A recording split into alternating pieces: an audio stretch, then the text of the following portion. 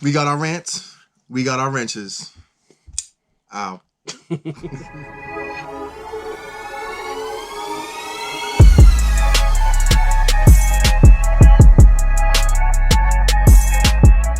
All right, guys, welcome back to another episode of Ranting with Wrenches. This is Joe, I'm Ricky, and we are your local, not so local wrench heads. Yep. So, today is a question that I feel is kind of interesting. It depends on where you lie in the car game, how long you've been involved, and what kind of cars you're in.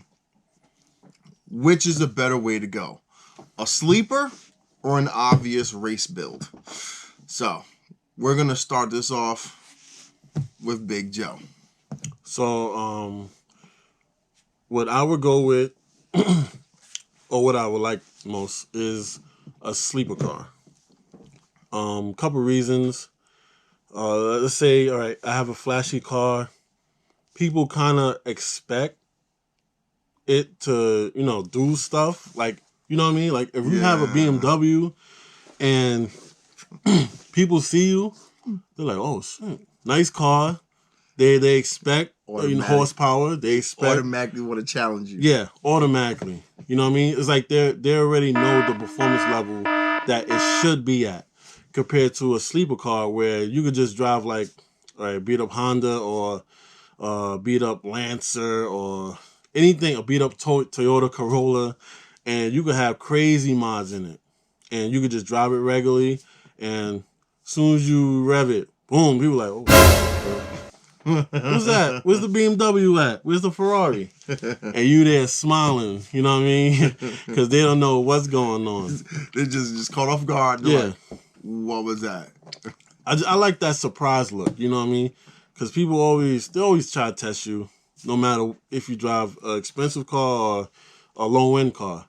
But just having that, that sleeper car there, and you just, oh, you want to play? Boom! And then you're like, damn, I should never did that. And you laughing and stuff. That's fun. That's fun. You just like embarrassing people, making them feel dumb. and people, I think people appreciate the sleeper cars a little bit more because it's not like you went out and just bought something that was already fast. You know what I mean? Yeah. So when they see the work, if you put in good work and they see that, they're like, oh man. But that's something a little bit different. Buying something that's already worked up. Yeah. Versus, putting it together yourself and, maybe like the body's not in the best shape. Yeah. And honestly, like, I'll probably body work outside of like an engine teardown or a trans rebuild is probably the most expensive thing you could do on a car. It is. Like even just a hood, stripping it down, reprimering it, removing any defects, and then bringing it back. That right there, you're talking about like at the very least $2,500, and there's no performance aspect. It just looks nice. One solution for that. You know what that is? Don't do it. Plastic dip. Yes, plastic dip is a solution, but with plastic dip, you still have to. So like, if you got rust on your car, you got to take care of that first, because those bubbles and whatnot, they're still going to show through the plastic dip. You can't just make that level that spot heavier, because then it's going to look retarded. I think it all depends on the person. Yeah. Like if for you, I know you would probably do it because you. No. Yeah, you would definitely try to sand it a little bit. Oh yeah. No, I try to sand it. I'm a little too anal retentive to be like, oh, I look like my car got acne and shit. But what would you go with? I'm on the fence about this, because with the Jetta, that's kind of the way I'm going. Because it's like, okay, it's a loud car, you can hear it coming, not from excessively far away, but when I'm probably within a block, you can hear me. But I really, really love when people have like the engine bay dress up, when they got the side skirts, the front wind splitter, the rear diffusers, freaking big old wang hanging on the back of your car. I love that shit. I absolutely love it. You know what I'm saying? But it's one of those things where, like you said, you're just asking for so much attention, so much. I'm like, even if it doesn't have all that stuff, depending on the car. Like one of my old buddies, Justin, he freaking had a Dodge Challenger when they first got brought back out. I think he had like the second year release, and it was purple. He said he could not go anywhere. He stopped at a stoplight. You got Hondas, you got Sonatas, you got freaking SRTs, you know, freaking what else? What else you got? You got Ford Focuses, you know, all the shit. Just rolling up to him, lean. You know, he was like, Jesus Christ. He's like, after the first 4 or 5 times, it's all right. But like when it's like the 30th time and you and you know you're just going to work, it's so annoying. You know what I mean? So I'm gonna have to go with the Flash. Flash and Dash. That's what like I wanna go, and I wanna let you know that I can go. Because you know, like I don't like you know, being growing up as an athlete, you know, I don't want to trick you. I want you to know that I'm here to fight. I'm here to play. All right. So if you flat out beat me, fine. Hey, big ups to you. I got more work to do. But if I whoop your ass, you can't be like, oh, he tricked me. I don't want to hear that crap. I don't want to hear no excuses. Yeah. None. People like doing that. Oh yeah, like, oh, I didn't know he had all that under there, or else I would have went for pink slips. I'm like, well, hey, that's kind of the point of a sleeper. You know what I mean? Now sleepers, I don't mind like for a track. So like, if you're going to like, you know, like maybe like the English Town or something like that, and you're just on the drag strip, you know, doing passes, your car can look like complete trash. Yeah. Because the first rule of racing is don't underestimate the competition. Or is it win is winning? What is my inch from both? I don't know. I'm getting it. It's both. It depends on which side you stand on. But I mean, you know what I mean? If you if you know, if you bring your Subaru and you know you've got it worked up, and then you see another guy with an SCI, he's like, I got this. He's only rocking a WRX, and then you take off on him, and then he's like, oh, you know what I mean? So like that's the kind of shit. Or the biggest thing that's been going on for at least 20 years, rolling up with a Honda Civic, little 2-door, gutted, don't got nothing but fat wheels and a roll cage in it, lining up next to a 900 horsepower Mustang. The Mustang's doing a wheelie, but guess what? The Honda's down the street winning because it only weighs 1,200 pounds. Exactly. It was 600 horsepower.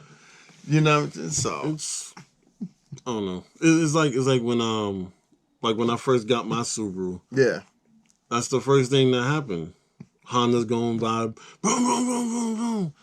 Banging off the rev limiter. Yeah, I'm not even doing nothing. Going into, you know, the restaurant or gas station or development. I see you, son. Yeah, taking off. You know? See Evo one time. Same thing. Listen, you can't drive around a Subaru and not expect the Evo to roll up on you like, what you got, bro? But at that time, I didn't really know about, you know, the Subaru game. I ain't know nothing about that. I ain't know the Evo and the thing. So I was like, why does this guy just keep looking at me? Revving and stuff. And then You just showed how new to like the car scene you are. The fact that you didn't know about the Subaru Evo rivalry. Yo, all I knew was Honda. That's it. When I got into Subaru, I had to do a lot of research. A lot. To like, you know, catch up on stuff. First turbocharged car, you know what I mean? So you try not to do anything wrong. But you find out quick. Yeah. Getting your first turbocharged car, definitely, you're like, oh. Gotta be careful. I don't wanna blow nothing up. You know, and then you start feeling that boost. You're like, oh, okay. They're like, there's something here. Like, and then you have that one evil thought. How much more can I get out of it? Exactly. And then it's a wrap. Now you're throwing in big turbos, twin turbos, daisy chaining turbos and shit. Freaking savages. Turbocharged cars, man. They destroy you, pocket wise too. Dude. It's funny you say it because I was listening to a podcast today, the Cars and Comedy podcast. Some co-workers of ours been doing it pretty good, and it was they were talking about like replicas versus like official cars. Okay. Or like, vehicles or parts and stuff like that. Yeah. And one of the things like how expensive cars is. Like being involved in cars is expensive. It is. You know what I mean? Sure, you can go with a naturally aspirated build. That's all engine work. Mm-hmm.